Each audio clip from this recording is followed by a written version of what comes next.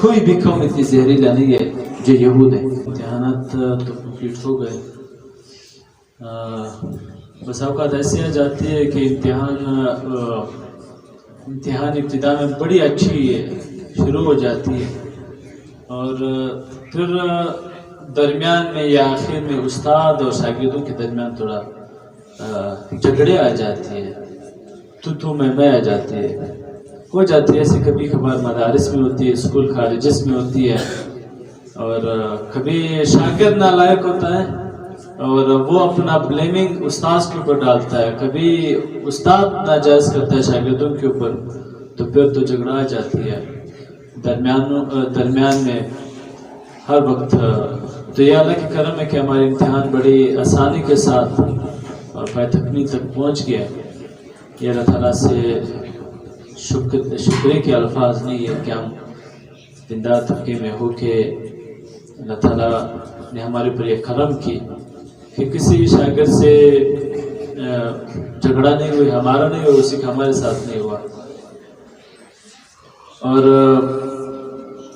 اسی کے بعد یہ بتانی تھی کہ امتحان آج کے رزلٹ بعد میں اناؤنس کروں گا, اور چھٹی کی بات بعد میں ہوگی کہ چھٹیاں کب ہیں, کتنی ہے. اور اسی سے پہلے چند چیزیں بڑی ضروری ہے جو آپ کو سمجھانا ضروری ہے. آخر میں جو عذابیں آئی ہوئی ہے چند ممالک میں اور جنگ میں, اسی کے لیے دعا کریں گے. فلسطین کی جنگ ہے اور افغانستان میں زلزلہ آئی ہوئی ہے, اس کے اوپر بات کریں گے. پہلے تو بات یہ کہ آپ لوگوں کا ٹاپک یہ تھا کہ ہم نے کامیاب کیسے ہونا ہے, کامیابی کی سیڑھیوں پر آپ نے کیسے چڑھنا ہے, کامیابی کی سیڑھیوں پہ آپ نے کیسے قدم رکھنا ہے. ہم تو ہمیشہ کوشش کرتے ہیں کہ دنیا ہماری بہتری کے لیے ہو, دنیا میں میرے پاس گاڑی ہو, بنگلہ ہو, یہ سب چیزیں ہمارے پاس موجود ہو تو ہم کامیاب بنیں گے. لیکن قرآن کامیابی کسی اور چیز کو کہتا ہے. قرآن کامیابی کسی اور چیز کو کہتا ہے کہ آپ کامیاب تب ہے جب آپ کے اندر تقوی موجود ہے. آپ کامیاب تب ہے جب آپ فراڈی نہیں ہے. آپ کامیاب تب ہے جب آپ جھوٹ نہیں بولتا ہے.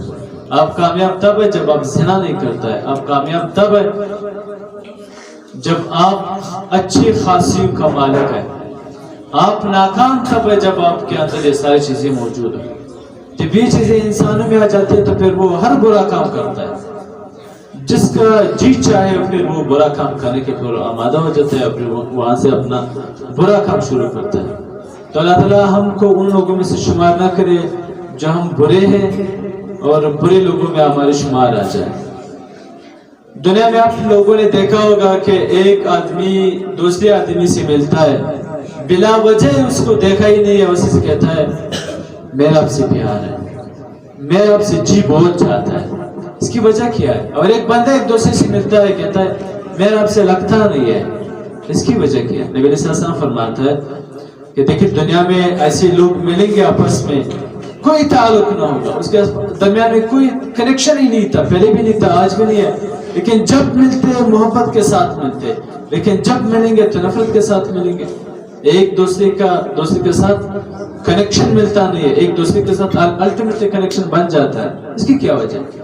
نبی علیہ السلام نے فرمایا کہ جب اللہ تعالیٰ نے عالم ارواح میں روحوں کو پیدا کیا تو روحوں میں یہ روح جو دونوں روح ہیں ادھر ہی چند خامیاں کر کے ادھر ہی نیچے اتری. تو اس خامیوں کی وجہ سے دنیا میں آج وہ تھوڑا وہ کشمکش کا شکار ہو جاتا ہے کہ یار اس کے ساتھ میرا لگتا کیوں نہیں ہے. یہ بنیادی وجہ وہ روحانیت کی ہے. جب اللہ تعالیٰ نے روحوں کو پیدا کیا اور روح میں وہاں چند خامیاں آ گئی, اور چند روحیں ایسے جب آپ اس سے ملیں گے تو آپ کو اس کے ساتھ پیار ہو جاتا ہے. اس کی وجہ یہ ہے کہ عالم ارواح میں آپ کی روح اس کی روح کے ساتھ ملی ہے, چند خاصیت آپ کی روح میں موجود ہے, چند خاصیت اس کی روح میں موجود ہے. تو یہاں آ کے دونوں کے روحوں میں محبت ہوگی. آپ لوگوں نے دیکھا ہوگا کہ ایک آدمی دوسرے آدمی کو دیکھتا ہے, اسی سے کہتا ہے میں نے آپ کو کہیں دیکھا ہے. ایسا ہوا ہے کبھی؟ میں نے آپ کو کہیں دیکھا ہے, یہ میں نے آپ کو کہیں دیکھا ہے. یہ عالم ارواح نے اس نے اس کی روح دیکھی ہے, دنیا میں نہیں دیکھا ہے. دنیا میں شاید دیکھا ہے 10 سال 15 12 سال پہلے دیکھا ہے، لیکن جب یہ بھی سوچتا ہے کہ میں نے نہیں دیکھا اور وہ بھی سوچتا ہے کہ میں نے نہیں دیکھا، تو پھر یہ کنیکشن عالم ارواح میں ادھر ہو جاتی ہے، تو یہاں ادھر الٹیمیٹلی دماغ میں کہ میں نے آپ کو کہیں دیکھا ہے، تو پھر وہ سوچتا ہے کہ ذہن میں نہیں آتا ہے کہ میں نے آپ کو کدھر دیکھا ہے، کب دیکھا، تو پھر انسان تھوڑا حیران ہو جاتا ہے۔ اور بات یہ کرنی تھی کہ فلسطین میں آج اسرائیل، دیکھیں پہلے یہود کی تعریف سنیں، پہلے یہود ہے کون؟ یہ اتنی زہریلا قوم ہے، اتنی زہریلا قوم ہے، اتنی زہریلا قوم، دنیا میں کوئی بھی قوم اتنی زہریلا نہیں ہے جو یہود ہے، جو اسرائیل ہے۔ اس کی پاور پوری دنیا میں موجود ہے، حالانکہ یہ چند 70 لاکھ سے بھی زیادہ، 70 لاکھ سے 1 کروڑ تک اس کی آبادی ہے، لیکن پوری دنیا پہ جمائی گئی ہے، پوری دنیا کے اوپر اس کی حکومت ہے۔ امریکہ اس سے ڈرتا ہے، روس اسی سے ڈرتا ہے، یورپی یونین اسی سے ڈرتا ہے، سارے دنیا جتنے بھی ممالک ہے یہ اسرائیل سے ڈرتا ہے۔ اب میں اس کی پہلے اس کی تاریخ بتاتا ہوں۔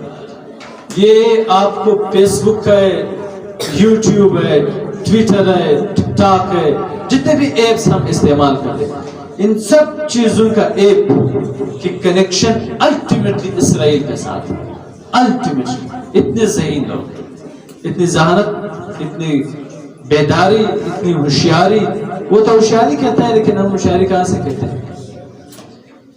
یہ نبی علیہ السلام موجود ہے، انہوں نے ایک مسجد بنائی، مسجد زرار، نبی علیہ السلام وہی آتی تھی، مسجد زرار بنایا کرتے تھے۔ یہ لوگ اتنے زہریلا لوگ ہیں، پھر اس کی تعریف یہ اتنے عیاش، اتنے بے حیا جو یہ لوگ دنیا میں پھیلاتے، دنیا میں نہیں ہے، مثال نہیں ملتی آپ کو اسرائیل کی، اتنی زہریلا قوم ہے۔ پہلے یہ تو اس کی تعریف کی، اس نے مسجد زرار کیسے بنایا؟ نبی علیہ السلام کے پاس چند لوگ آئے، بتایا کہ یا رسول اللہ ہم ایک مسجد بناتے، مسلمان ہیں، ہم مسلمان تو نہیں تھے، منافق تھے، اسرائیل یہودی تھے، کہ ہم نے مدینہ اور کعبۃ اللہ کے درمیان ایک مسجد بنانی ہے تاکہ ہمارے لیے آنا جانا آسان ہو، ہم یہاں پر نماز پڑھیں گے۔ نبی علیہ السلام نے فرمایا کہ اب آپ چلے جائیں، جب مجھ کو ٹائم ملا، جب میں غزہ سے آ گیا، جہاد سے آ گیا، تو پھر میں مسجد کی افتتاح کروں گا۔ جب نبی علیہ السلام غزہ کے لیے چلا گیا، جہاد ہوئی، وہاں کے پاس آیا، یہ لوگ دوبارہ آ گئے، جب دوبارہ آ گئے کہ ہمارے مسجد کی افتتاح کریں۔ دیکھیں ایک بڑا آدمی جب کسی چیز کی افتتاح کرتا ہے تو اس کی بڑی چرچے ہوتی ہے، اس کی بڑے نام ہوتی ہے، یہ اسی وجہ سے نبی علیہ السلام سے ابتدا کرواتے تھے، اس کی افتتاح اسی کے ہاتھوں ہو جاتا ہے کہ تمام مسلمان، یہودی، عیسائی سب اسی مسجد میں آ جائے۔ تو یہ اس زمانے میں اتنے فراڈی تھے۔ اب آپ سوچیں، تو نبی علیہ السلام جب ایک قدم بڑھنے لگا وہی آئے کہ مسجد نہ بنائے، مسجد کو گرائے، یہ پلاننگ بنانے کے لیے مدینہ منورہ پر کعبۃ اللہ کے اوپر یہ حملے کرتے رہے، پھر یہاں پر پلاننگ بناتی رہے گی اور پلاننگ کے تحت مسلمانوں کو تباہ و برباد کرتا رہے گا۔ تو یہ اسی وقت اسی زمانے سے اتنی زیادہ فراڈی تھے۔ تو آج سوچے ٹیکنالوجی کا دوران ہے، ٹیکنالوجی کا دور ہے، تو کتنے فراڈی ہوئے یہ لوگ۔ وہ آہستہ آہستہ اب فلسطینیوں کے اوپر کیا ظلم کرتے ہیں یہ لوگ، اس کی اب یہ بھی تاریخ۔ یہ جب اسرائیل 1947 میں 48 میں وجود میں آیا تو پہلے پاکستان نے کہا کہ ہم نے اس کو تسلیم نہیں کرنی ہے۔ یہ آہستہ آہستہ قدم بڑھاتا ہے، آہستہ آہستہ فلسطینیوں کے اوپر ظلم کرتا ہے، ظلم کے بدلے اس کو یہ فلسطین کا خطہ اس کو ملتی ہے، وہاں ظلم کیا کرتا ہے، اس کے قبضے، اس کی زمینوں کو قبضے کرتا ہے، تو پھر وہاں ظلم جماتا ہے، پر وہاں پر یہ 74 سالوں سے کر رہا ہے، آج نہیں ہے، 74 سالوں سے یہ اسرائیل فلسطینیوں کے اوپر ظلم کرتا ہے، 74 سالوں سے۔ دیکھیں بس مسلمان مغلوب ہے، یہ سعودی عرب اس کا غلام ہے، اسرائیل کا غلام ہے، عراق، شام، لبنان، لیبیا، مصر، یہ سب ان کا غلام ہے. تو ایک فلسطین ہے، اس کے بیچارے کون مدد کرتا ہے اسے؟ تو وہ آہستہ آہستہ قدم جماتا ہے، آہستہ آہستہ قدم بڑھاتا ہے اور وہاں پر قبضے کرتا ہے. آج اتنی زیادہ ظلم انہوں نے کی ہے اسرائیل نے فلسطینیوں کے اوپر، شاید مثال نہیں ہے دنیا